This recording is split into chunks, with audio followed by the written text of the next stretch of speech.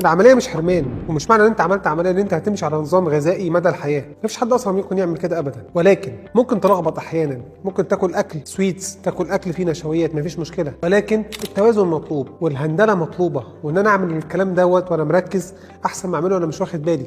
يعني ايه الكلام ده؟ يعني لو كلت النهارده حلويات كتير ما اقعدش الاسبوع كله الخبط. انا النهارده خلاص معزوم، سهران مع اصحابي، عيد، مناسبه، مفيش مشكله خالص، كل اللي نفسك فيه، لكن تحافظ في الثلاث اربع ايام اللي بعديها.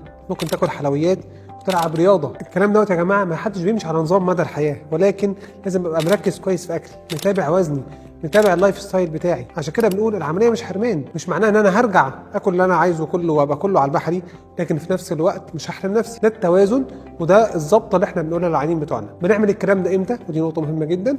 بنعملها بعد ما نقرب للوزن المثالي، مش في الاول، عشان في الاول عايزينك تنزل اكبر عدد من الكيلوات في صحه جيده في وقت قليل. ده بيديك طاقه وبيديك دفعه ان انت تكمل توصل للوزن المثالي.